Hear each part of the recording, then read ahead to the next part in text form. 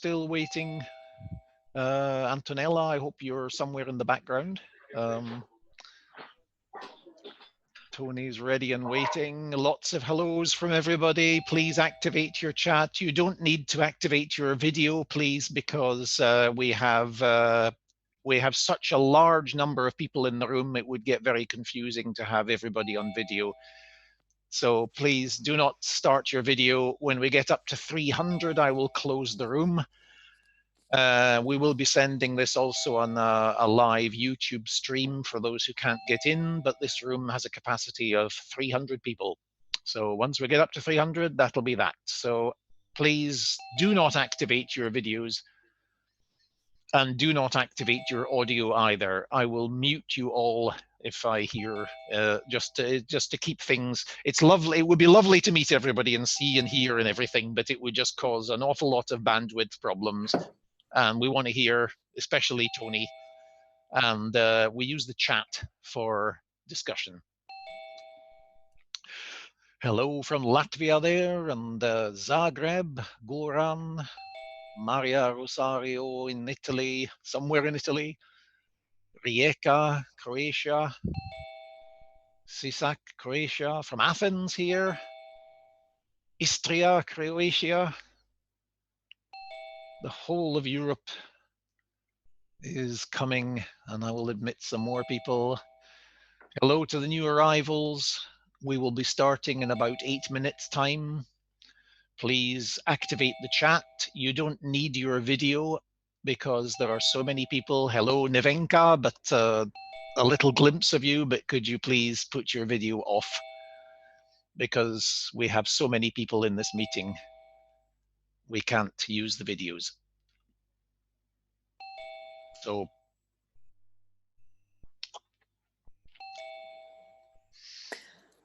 sorry, the team saying actually Alistair is not moderating because they are asking why you're moderating. No, you're no, not moderating. I'm just sort Timothy is doing the preliminaries.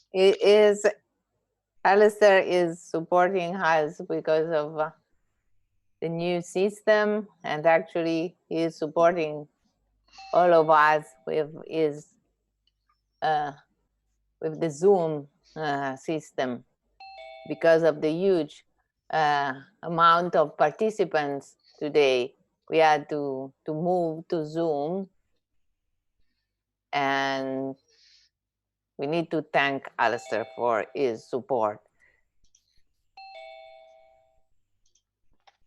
Sorry about the confusion there. I'm just sort of trying to administer the beginning here. I will disappear. Yeah, at 5, I will take the floor and introduce Tony. Yeah. But we welcome all the newcomers. Hi from San Juan, Puerto Rico. That's wonderful. Carla. Nice to have you. A lot of Croatians. Yeah, we see. Germany, Romania.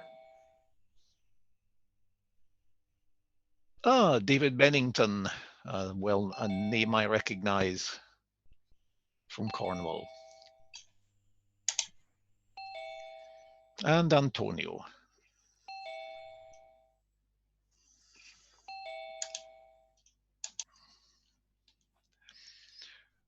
Hello, Stella and Damir. Nice to see you, but could you please take off your video, turn off your video, because we can't have people in video here. It's best. It's nice to see, but let's focus on Tony and Antonella. Thank you.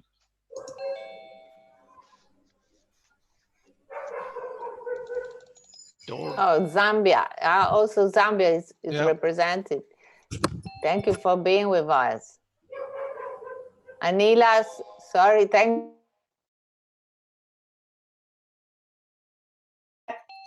you. Please turn your video off, otherwise the system will not support. Thank you for being with us. Thank you. Taiwan. Okay. It's a really yeah. Please don't turn your videos planetarian on. event. Yeah. If you could please turn your videos off, because we don't have room for them all, even if it's lovely to see you all. Thank you. Thank you. I understood vice versa. So I will off also our microphone now. So nice Okay. to see you all. Okay, we're getting close to limits, 252 participants. And soon I will lock the room.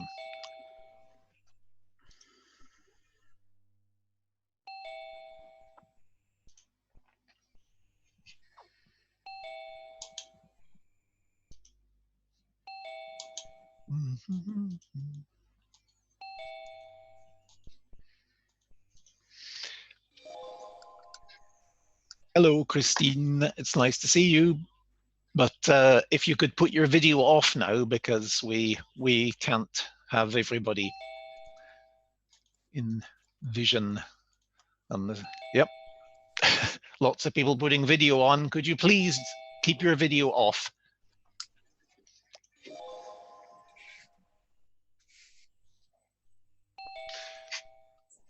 I think Antonella, you'll have to remind people all the time about video. Yeah. I will remind that.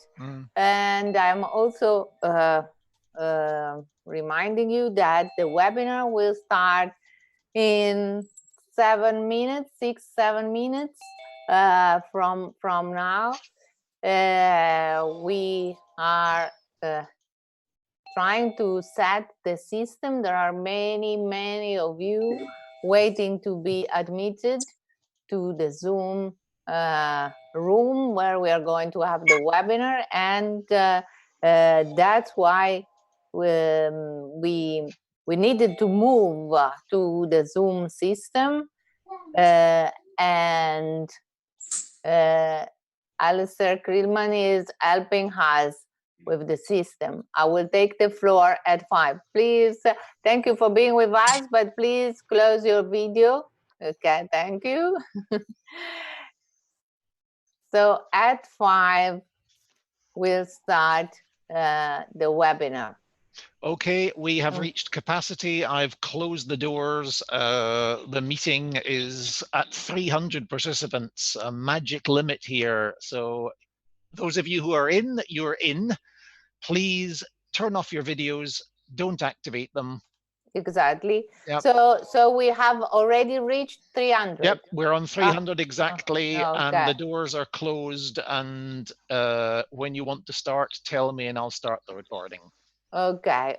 So I think we need to wait a couple of minutes and we'll start. I'll tell you when exactly. We need also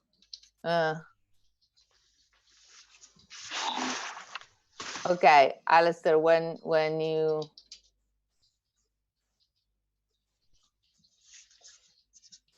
it's amazing. Anyway. Yep.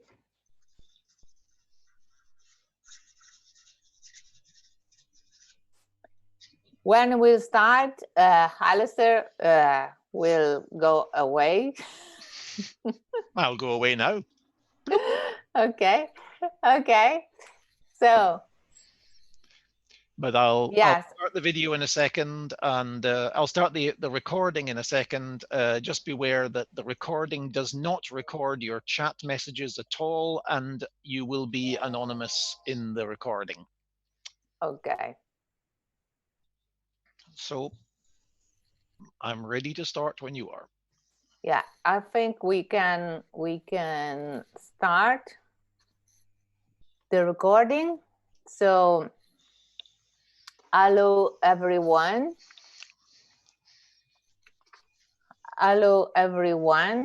Thank you for being with us today. I know there are lots of you there. Actually, we had more than 1,000 registrations, and that's why we had to move to this system, to the Zoom system.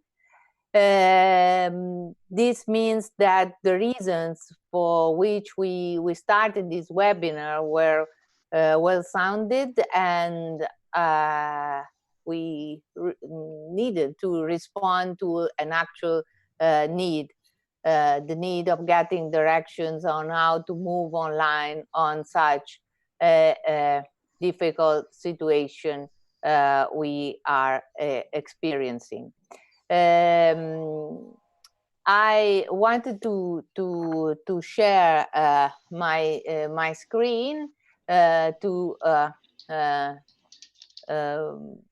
show you a very brief introduction and leave the floor to Tony. You're all here to listen to.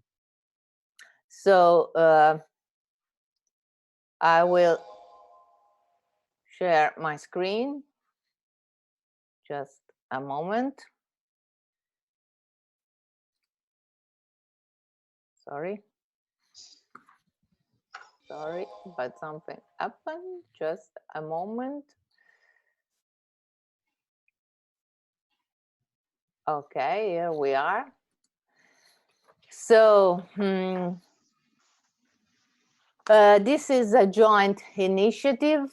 The supporting group is made by me, Antonella Poce, that's my name. I chair the Network of Academics and Professionals Steering Committee from Eden. In the supporting group, we have been all together working to allow this opportunity for everyone. There's Lisa Marie Blansk, who is representing the Fellow Council of Eden, and she's from the University of Oldenburg, and Timothy Reed from the Eden EC Executive Committee, Vice President and Pro Vice Chancellor at UNED. We, as I said, we are trying to meet an actual demand from a large audience. There's a true educational emergency, and we will try to learn how to be online together, as our hashtag says. We will be rolling out a series of practical webinars focusing on day-by-day challenges our teachers and educators face today. And we will also try to meet certain broader institutional aspects. The series of webinars we're going to have weekly will have the opportunity to allow experts and experienced practitioners talk. We will be working, we'll try at least to work the same way every time, having a presentation from our expert and then a question and answer session. So from now, I ask you to participate, to be active, to write your questions in the chat that you find below.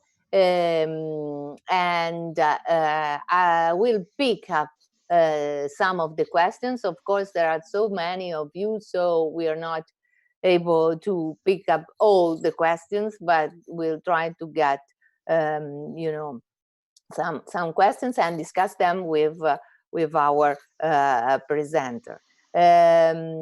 So please be aware of having activated your chat box below.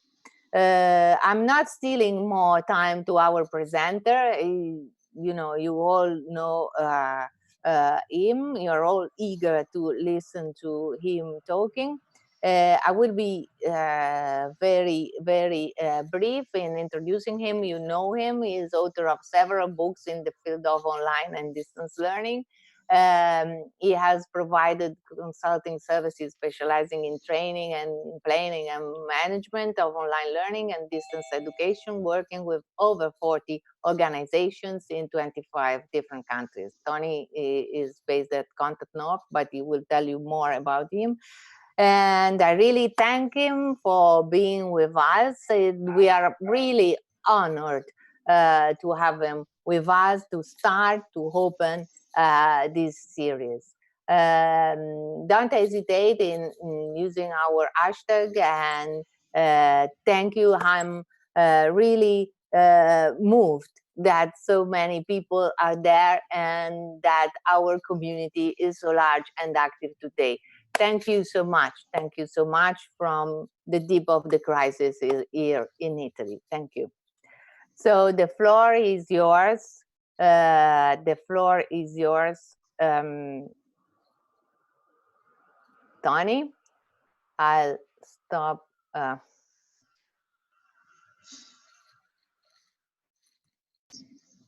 The sharing. I hope I did it.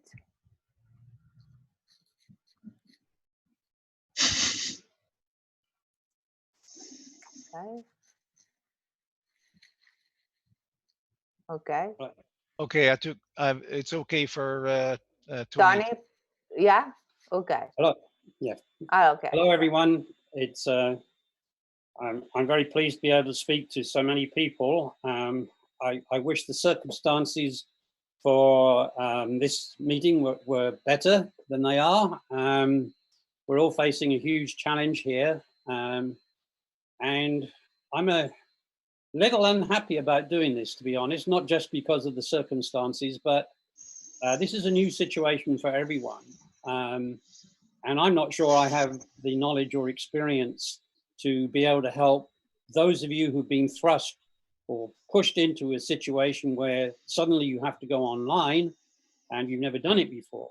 And I was talking to my son yesterday, who is a professor at microbiology in Nottingham University. And he said, I've got to go online. I've never done it before. And I said, oh, how are you feeling about it? He said, oh, it's not a problem. It's just common sense, isn't it? And I said, well, thanks, son. That's 50 years learning and experience just gone down the tube.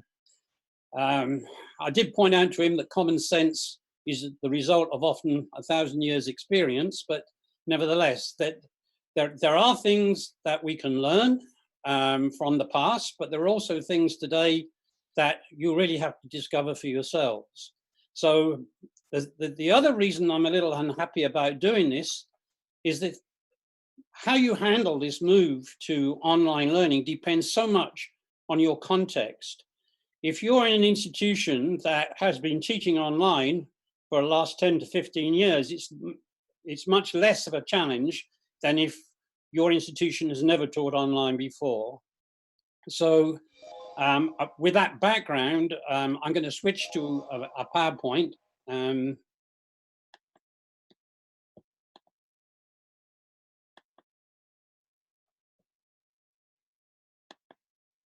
Here we go. Okay. So I've called it From Panic to Peace of Mind, Transitioning to Online Learning. What do you do in an emergency? What do you do triage? You can't operate as you would do in a standard hospital setting where everything's planned before you go into an operation and so on. You deal with the situation as it is, and solutions aren't always the best ones, the best possible ones, but they are the best ones in the circumstance. So I'm not going to criticize anybody for what they do in this situation if it's the first time you've been in this situation. I want to concentrate on three things: immediate actions for moving online, the medium term, what should we be doing over the next few months to prepare for the fall, the autumn, and then the long term, what should we be doing? Because this is not going to be the only time that your institution will have to face an emergency where everybody has to go online. This could be for any number of reasons: a public health scare, a national climate disaster, terrorism on the campus. It could be any number of reasons why the university or the campus must close. And we need to be better prepared than we have been up to now for that situation. So what would I advise anybody who's having to do it for the first time? talk to the professionals. If you have them in your institution, if you have a department or an organization within your institution that's been teaching online, go and talk to them before you do anything. Because online is different. It's not rocket science, as my son pointed out, but it is different, and you need to know the differences. It's particularly different for the students, and I'll talk about that in a bit more detail. Now, I know that many of your institutions don't have any professionals. You don't have a department for online learning that deals with online learning. You may not have even a teaching and learning center in your institution. So my advice to you, if you don't have anybody to talk to get advice, think before you start. Go online, research this online. There are lots of good places. Now, I put up a slide here. This is from the University of Illinois. One of the things if you've never gone online, you'll learn is that there's a lot of open, free resources, open education resources that you can go to online. This from the University of Illinois is Online Course in a Box. It actually tells you how to design an online course. There's lots of stuff out there that you can go to. Spend a day researching best practices. Avoid the commercial providers. They're trying to sell you something. But there are a lot of public institutions that are open about what they do.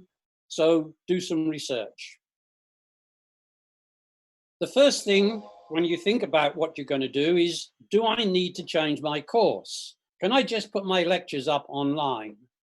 Now, we know from the past that there's lots of problems with just putting particularly 1 hour or even longer lectures online.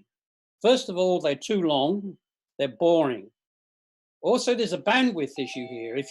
Unless you compress your PowerPoint slides, you can easily overload not only your own institution servers, but the bandwidth that students are using. Remember that everybody's at home these days is using the internet for all kinds of reasons.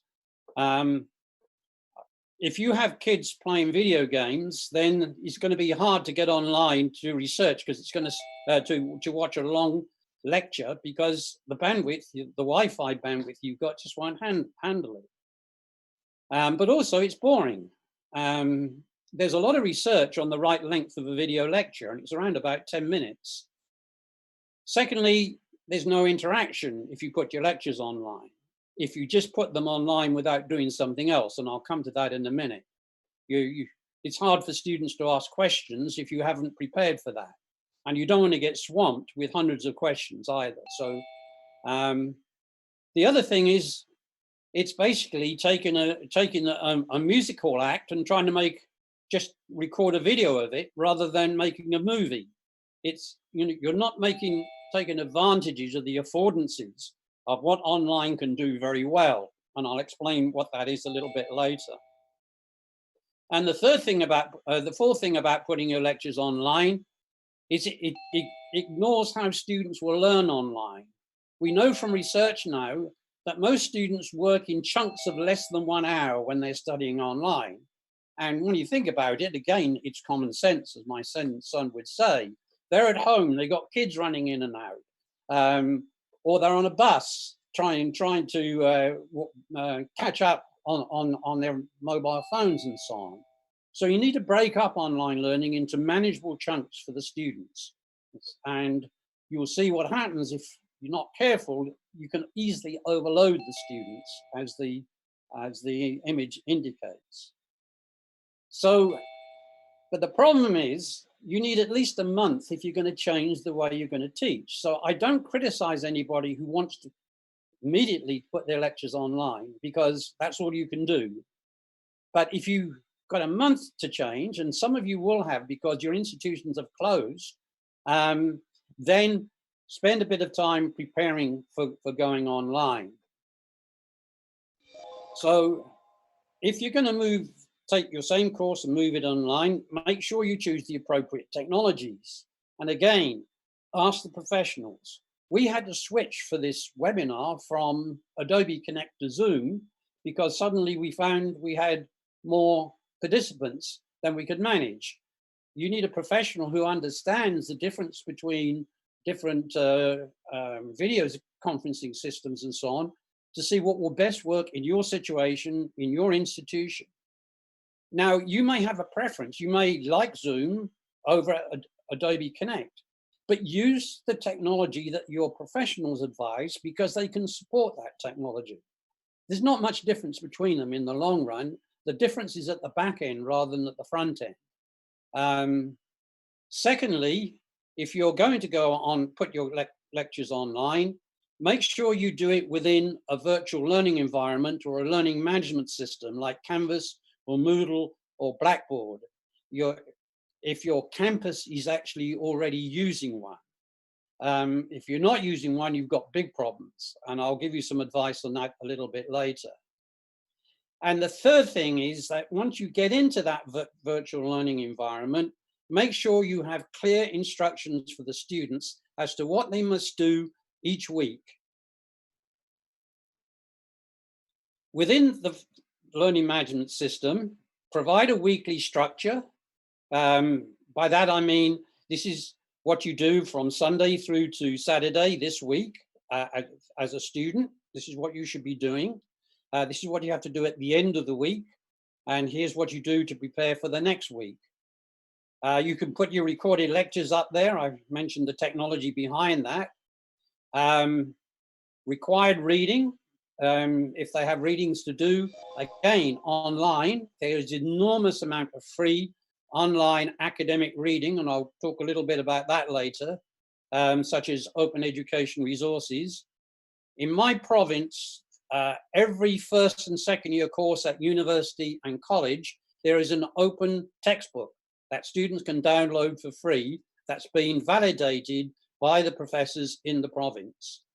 You may not find that in your jurisdiction. Again, most of this material is in English, I'm afraid, but you can put a lot of the readings, or students can access the readings online if they're directed to it. Other student activities, particularly the discussion forums. Learning management systems have discussion forums, which are very, very useful for giving students activities, more important in some subject areas than others. And then assignments are also built into the learning management system. And again, don't argue about the learning management system. You might prefer Moodle to Blackboard or vice versa. Use what your institution has got, because it's supported and they can teach you and help you if you have problems with it. Watch the student workload. One of the things that tends to happen when people move online is they overload the students with work, because you can see how much work you can suddenly put into a virtual learning environment.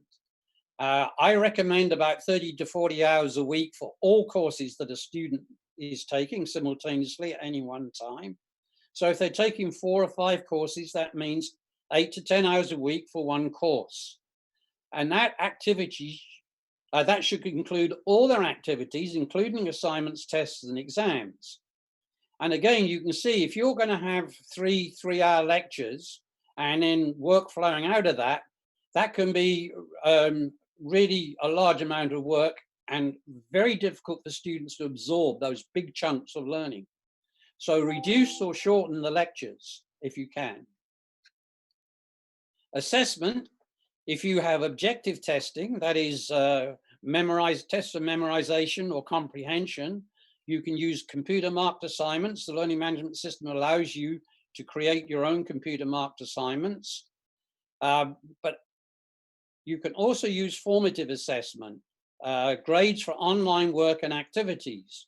Now, some instructors like to give grades for students' participation in online discussion forums. I don't like to do that. I like to link the topic of the discussions to assignments and let the students know that there's going to be assignment on this, and if they get in and discuss maybe a similar question to the assignment question, not the same question, then that's going to help them do their assignments. But you can assess students as they work through, because one of the big differences between face-to-face and online is that you have a recording of what students do in online. So you can actually see better how they're working than you can in a face-to-face group, where they just go outside the lecture They may be talking amongst each other, but you can't track that, whereas you can in online learning. With large classes, break them into groups, get them to do group projects, and use e-portfolios like Mahara, which allows students to record their work and organize it like a portfolio of work online. And that they can share that with you so you can see how students are progressing. That's the short term. In the medium term, for the fall semester, now who knows whether we'll be back again in the fall, but maybe in October, maybe a little bit later than that. But at some point, the students are going to come back into the university. Then what are you going to do? Well, what I suggest now, your institution should be immediately hiring more online course designers and web and support people now. They should be doing that now to get them in position to support faculty, especially if you're not back again, if campuses aren't back again in the fall. There's several online courses out there on how to teach online. Get your institution to get one of these courses in so faculty can actually spend some hours learning how to teach online through a course, which will give them feedback and so on. Create standard online course design templates. There are a number of different design models for online learning. They vary a bit from collaborative learning, experiential learning, and so on. But make sure your institution has some off-the-shelf design templates in the learning management system that faculty can go in and try. And make sure your institution has upgraded the technology, such as making sure that the institution has enough bandwidth to handle a lot more online studies, that they have servers or moving stuff to the cloud, making sure that their learning management system can handle the bigger numbers, or get a learning management system in if you don't have one, and make sure you've got good video recording and streaming technology. So there are a number of things to do between now and, say, September. The institution should also be developing student policies about expectations, what they're supposed to do when they're not on campus, accessibility issues. How do students who are blind or deaf, how do they manage online? What kind of alternatives should faculty provide for them? And access, what happens if students don't have high-speed internet, for instance? What's the policy there? And an online assessment strategy. If your students can't come to campus to take exams, how are you going to organize that? Again, there's lots of ways of handling this, but you can actually have online proctoring systems. You pay for those, but students can actually be monitored studying, taking an exam from home. For instance, some proctoring systems will indicate when the student goes out of the app for the exam and starts looking up stuff. If that's not allowed, it will automatically flag that, and that would be flagged against the student's performance, for instance. So there is stuff out there for online assessment. It's just a question of doing the research and finding it. For instructors, collect feedback on your course. Find out what worked and what didn't when you went online this month. And then take that feedback and rethink, adapt, and redesign your course for the fall. So that means tracking a little bit what students are doing. How many students completed, etc. How many students dropped out? Where did they drop out? Try to get that information on your own course to feed into.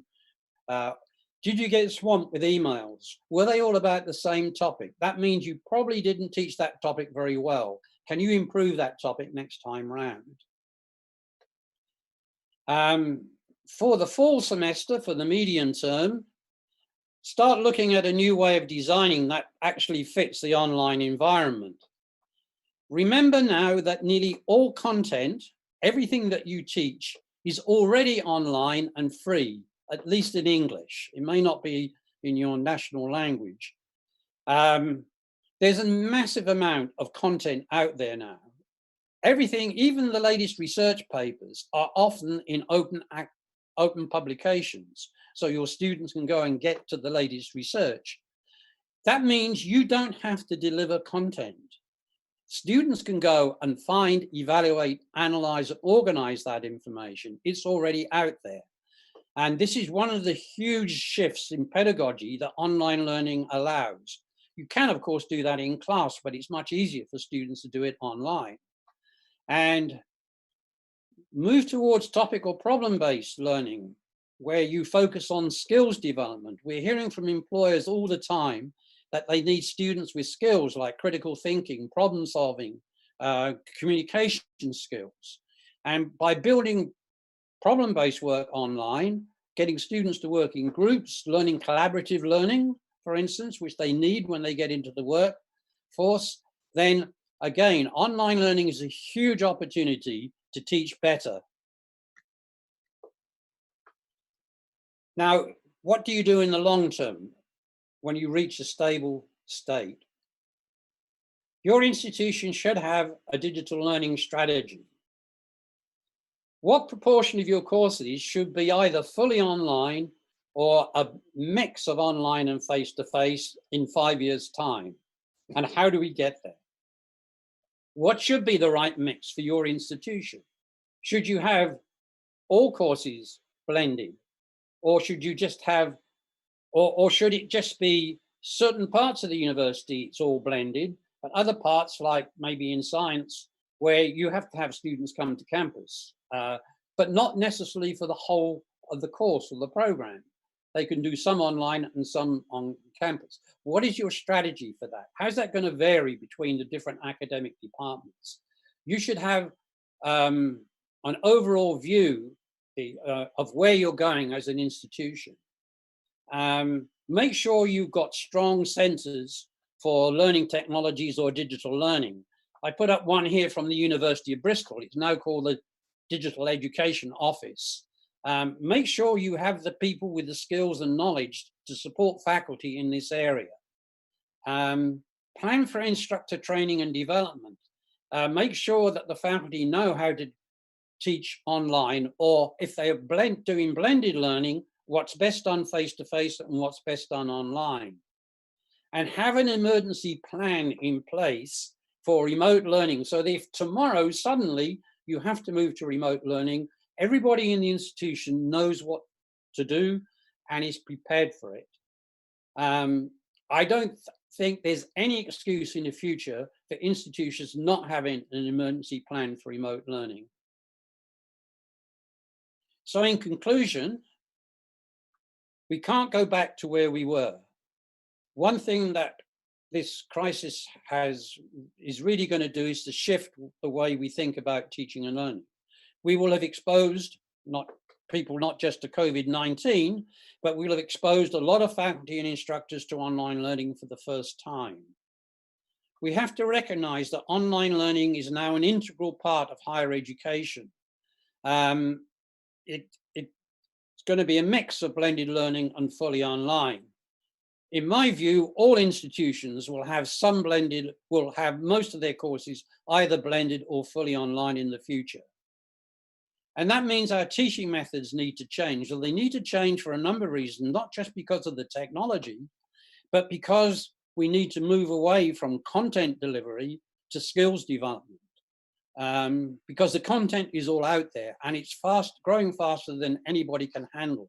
We can't teach all the content in any subject area now. What we have to teach is knowledge management, how students can handle that expansion of knowledge.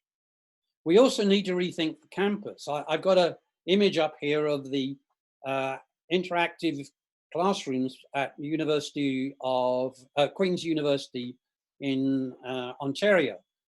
You'll see that the instructors is at a pod. It's a little bit like Star Trek, Captain Kirk in the pod. The students work in groups around a table. Each table has a screen. Students can plug their computers in. And they also have individual corrals where students can go off and do individual work and come back and bring it back to the group and so on. So we need to rethink the campus. If we're going to blended learning and maybe reducing face-to-face teaching by as much as 20 to 30%, what kind of campus do we need? So, and lastly, something like this, something like COVID-19 will happen again. And we need to be much better prepared than we've been for this time round. So thank you very much. And I'm going to come out and back. Thank you, Tony. There are lots of questions coming from the chat, but coming from YouTube too, because as you know, we are going. We have a streaming going on YouTube, trying to allow most of you participate in our webinar today. So I'll start with the questions because there are so many and I want to give feedback to most of them. So the discussion is very lively. What can we do, they're asking Tony, to activate communication among the students, especially when we have large classes. At the moment, I know we, as you explained very clearly, we need time to plan for this kind of teaching and learning, but at the moment, most of us has been forced to go online from 1 minute to the other. So it's very important to activate communication among students, but what would you suggest? Which is the best way? Well, immediately, again, it depends on the context. If you have a learning management system, then break the class into groups. Again, it depends on the subject matter that you're teaching. If you're teaching sciences, it's more difficult, but if you're teaching humanities or social sciences, if you've got a class of 120, then break them into, say, 10 groups of 12. Now you can manage 10 groups. You don't have to manage it, actually. You post questions for the students to discuss, and then you just go in and monitor it, monitor each one. And you don't have to read everything in each one. But where you see students either not behaving properly, like being rude to other students, or completely misunderstanding something, then just step in with a comment. The most important thing for online students is called instructor presence. Instructor presence online. They like to know that you're there and paying attention to what they're doing. And so if you put students in groups, try to make sure that at least once a week, every group gets some comments from you. Make sure you have good discussion questions. As I said, I like to link them to assignments. Put maybe the topics for assignments up at the beginning of the course. Again, backward design. Think about how you're going to assess the students, and then what do the students have to do to match that assessment. And so if you know what kind of assignment questions you're going to ask at the beginning of the course, you can then set topics that will help students when they come to those assignment questions. But the other thing is you have to be very explicit and transparent to the students about what you're doing when you're online. Yeah, of course.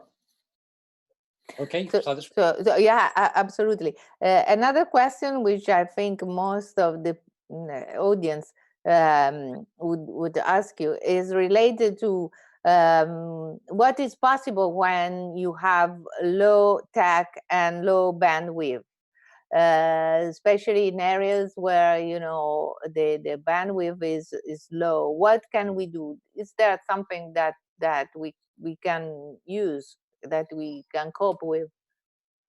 You can use email. You can actually do quite a lot with just email alone. You can add attachments to your email, for instance, although again, be careful about the size of the attachments. In other words, break your lectures up into smaller segments if you're going to send them as attachments to email. Again, more difficult if you haven't got a learning management system. But I wouldn't recommend email for a class of over 50 or 60. But if you've got a class of under 50 or 60, then you can have, again, you can break them into groups and have them discuss as well through email. They can set up their own email links and so on.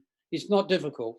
If you go to I'll give you my website. I have a link to a colleague of mine, Dennis Morgan, who's got a very nice article on how to teach using email and other. That's very interesting and very, very useful. Another question is related to motivation. How can we support motivation? You suggested at the beginning that it's advisable to divide the students in groups and make them work in groups. But we know that group work sometimes can be annoying for some in the group being lazy or other being more active and too active compared to other ones. So what would you suggest to support motivation and participation and sharing of the I'm going to make a general comment here. Many of the problems that we think of as being online learning problems are not specific to online learning. They're specific to face-to-face teaching as well. So motivation is a problem both face-to-face and online. Yeah. Having said that, what you often find with online students is that their initial reaction is that this is going to be less work. I can just do it when I feel like it. And that's why you have to build in structure into your courses with regular weekly activities that students must do. Now, this is what I call extrinsic motivation. But again, this is why having very clear learning activities for students and some form of feedback to them so they know that their activities are being monitored to some extent. You don't have to give a grade for everything, but some encouraging comments. Again, if you have a group of 12 students and you encourage one, the others will see that. So, and often, especially young students, first-year students, they are not so well organized as students in later years. They are more what I call dependent learners, and they need a lot more help online than students in third and fourth years. So, oh, that's interesting. Yeah, it's I don't know what happened. I don't know if somebody's sharing that. Yeah, Thank you. yeah. Okay, that's good. There's lots of chatting there, and everyone is trying also to share different resources. So that means that we are really building a large community where everyone wants to contribute and participate. But more questions. This is a very important question. What about students with disabilities? Do you have suggestions for that? Yes, well, there are various things you can do. In PowerPoint, for instance, you can actually record a PowerPoint so students who have visual impairment can listen to what you're doing. If you I can't remember exactly now. I'd have to go into PowerPoint to find out how you do that. I think you go into slideshow and then scroll down and you'll see something about recording voiceover to the PowerPoint slides. General rule of thumb is in online learning, provide at least two media of communication, audio and video if you can, and text. So you've got three media really, text, audio, and video. And duplication, as much duplication as possible. So there are a set of guidelines called for online learning Again, I'd have to look up the reference for this. I hope somebody who's participating can put something into the chat where you can go and get guidelines on designing online learning to deal with accessibility, to deal with disabilities and so on. So yes, that's very, very important, because we need to take care of this aspect that sometimes is neglected, and instead, especially for accessibility, disability, online learning can be a great support and help. So that is a field that we really need to exploit and support through technology. Then there's this great issue, and I'm very much concerned about this area, that is the area of assessment. As far as assessment is concerned, which tool can you mention that can be useful to carry out assessment? And what about the risk, the possibility of cheating? This is a huge area. I mean, it's really something that teachers are very much concerned about, because assessment would be, especially in this situation, you know, we are stuck. In my country in particular, we are stuck at home. We can't move. We can't go out. There's police checking you. So we can't really reach any other place away from home. What can we do if we need to take an assessment session, trying to assure, you know, the minimum requirements for you know, have a proper assessment session? Okay, this is a huge question. Depends on the subject area. Very different in science than in humanities, for instance. Let me start again by saying this is not a problem unique to online. We have the same problem with face-to-face exams, cheating and so on. So, secondly, remember that when students work online, you can track what they do. So for that reason, I've moved more and more to continuous formative assessment rather than one exam at the end of a course. Number of advantages of that. You can see how a student has progressed from the time they come in to the end of the course, for instance. You can look at things like, now again, it depends what your learning objectives are, but come back to the idea of skills development. If we're really concerned about improving students' communication skills, as well as the content of the subject, then you can assess their communication skills online, how they communicate in discussion forums and so on, and you can track that. So what I normally have is a spreadsheet for students, a list of all the students, and then a list of all the activities across the top. And then I can continuously assess the students throughout the course on their grades and give them a grade at the end based on that, rather than an end of course exam. And that to me is much more authentic than doing an online exam. The other thing is that, again, it depends. Some textbooks have have an online website where they have assessment questions.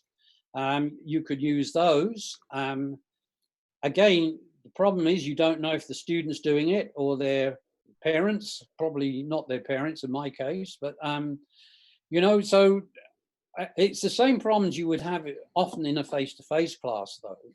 At some point, that's why I like the formative assessment, and that's why I like project work, because there's no point cheating in a project. It's your project, you're doing it as a student. You might get help from other students, but that's what you want. You want students helping each other, but you can track what each student is contributing to the project online because you've got a record. So again, The quantitative stuff, the objective testing, is much easier because you've got all that. Often the learning management system will have a bank of questions. You put up a bank of questions, you randomize them, and the students will take the test. It's automated. So the objective testing is easy. It's when you try to assess students by essays and you suddenly have 100 essays coming in at the end of a course, and you don't know whether the students have copied or not. All kinds of tools like Turnitin that will check, but it's not so much the tools. There are tools out there. It's your assessment strategy that matters. If you have a proper strategy that will discourage cheating, then that's a much better approach than trying to get a technology that will automatically tell whether they've copied something.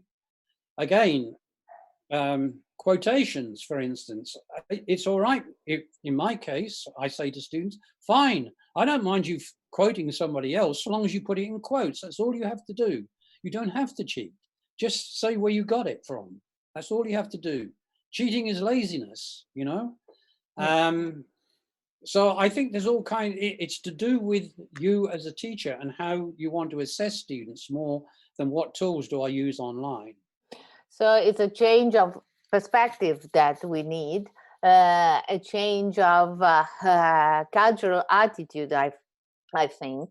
And this is a change which is needed, first of all, in our own way of teaching, individual way of teaching, of course, but this is relates also to the organization, to the governance, the management area, because this assessment, especially in countries like Italy, is connected to the value of the certificate you gain at the end of your program. So what I think, and from what you say is clear, we need to ask for a change also from this point of view.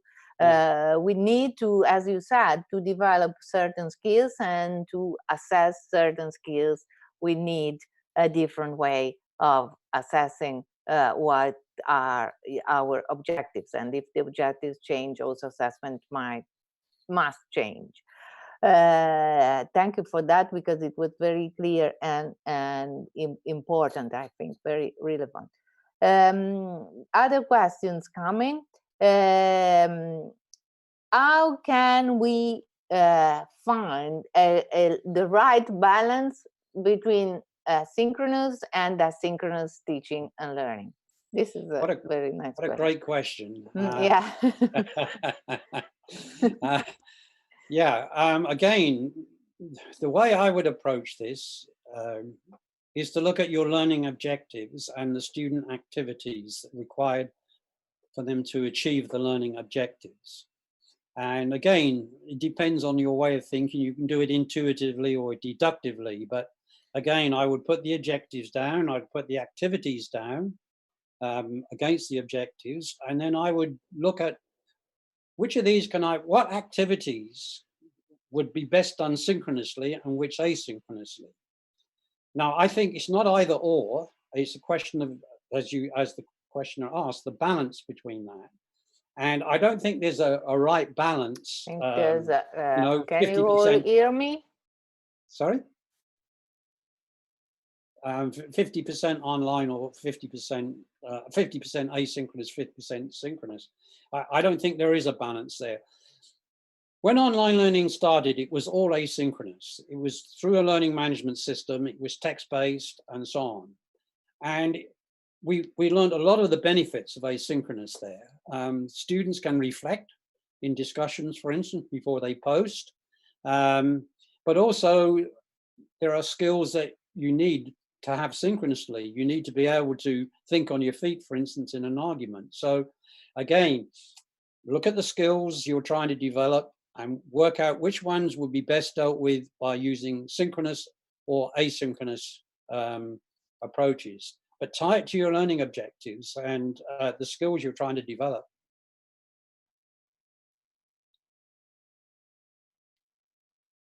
I seem to have lost Antonella.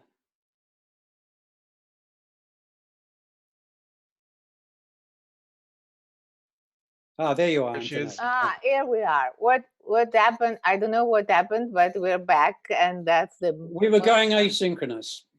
Yeah, yeah. We were just trying to explain the right balance between synchronous and asynchronous.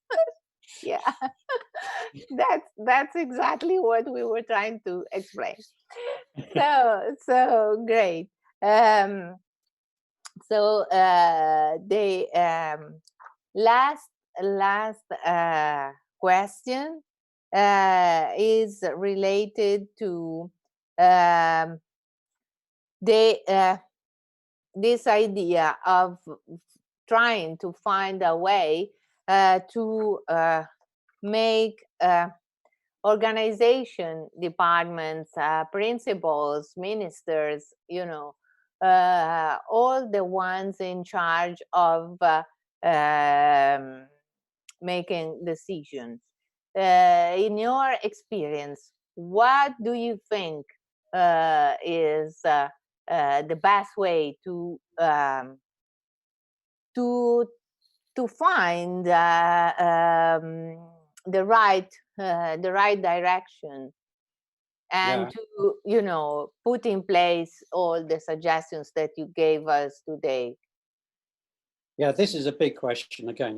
I could have another webinar on that one. Yeah, we would like to. Okay, it has to be at least 3 levels. First of all, there has to be leadership here. The senior, the president or the vice chancellor, and the head of teaching and learning in your institution, whoever that is, has to take an initiative here and say, look, this is a situation that we mustn't allow to happen again. We need a strategy, we need a policy, set of policies and so on. But also it has to come from the bottom because the senior management don't really understand what that means if you're teaching physics or teaching history.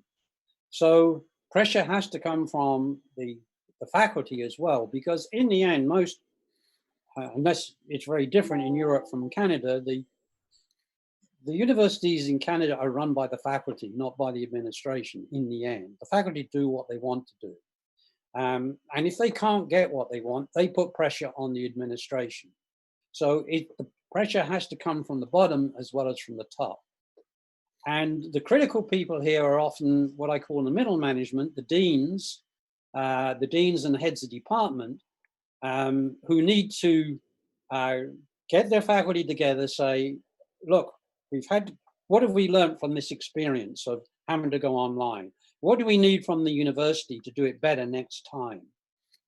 So the deans can then take that to the senior management. So what's needed is a dialogue, a continuing process of discussion between all 3 levels about what the strategy should be for the institution, and not just about the strategy, but realistic things like allocation of money. If we're going to hire more support staff, where's the money going to come from, for instance? What are we going to give up? Are we going to give up some of the lecturing, for instance, to allow more time for faculty and students to go online? You know, so there are quite critical policy decisions to be made. They will vary to some extent between department and department, but there has to be a process put in place for having these discussions. And that's the role of the senior management, to make sure those discussions are taking place and people are listening to each other. Yeah, in fact, again, a good balance among all these different actors participating in the action. It can be, you know, it would be very simple, even if sometimes it can be difficult. But as you said, from what we realize also from today's talk, we need resources, we need support, we need strong technological support, so good technicians supporting the action, and so the will from the governments to put resources on that, but also a strong will from bottom up, from us, from every educator, from every one of us who could, just through email, as you mentioned before, have anyway a good distance learning approach. So I think that we are running out of time. I really thank you all for being with us. I thank you, Tony, for his kindness, availability. He is really fantastic. He accepted our invitation immediately, and he is with us, supporting us. And I really thank you, really, from the deep of my heart, for your availability and for being with us today. I thank you all. I think this has been a really real planetary event. There's a huge demand. There's an educational emergency more than the health emergency we are all facing, and we need to be there. We demonstrated today that there's a large, huge community, and that this community is getting stronger and stronger. We will be with you, supporting you from today for several weeks. Different topics will be developed with different experts. As I said, we will go through many aspects of of learning online together. So please stay in touch. You will get information. You will find all the series and the topics published on our website. And yes, stay strong, stay healthy, stay at home, and we'll go over this terrible thing that's going on. Thank you so much to every one of you. Thank you. Just a little Thank you very reminder. much, Antonella. Really appreciate it. Thank you so much, Tony. It was so nice seeing you. I hope to see you very soon. And thank you to the back room by Alistair for. Alistair, thank you for your support. And Dora. And Dora and the secretariat and everyone. And there's open badges available. It's in the chat. Yeah, open badges available. And this is another issue we will talk about in the next meetings. And all the best. Thank you. Okay, recording is stopped. Thank you, Alistair. Thank you for your support. So I don't know what happened at a certain point. Well, you know, I think I'm going to say goodbye. Yeah, please. I know you have a long day. Yeah, I have 2 more after this. You have 2 more, so you are our, best star. So we really needed you. Lovely to see you again. It was lovely to see you. But please, let's keep in touch. Let's keep in touch. Big ups. Okay, I will end the meeting. Yeah. Okay. Thank you, Alistair. Okay, bye-bye. Bye.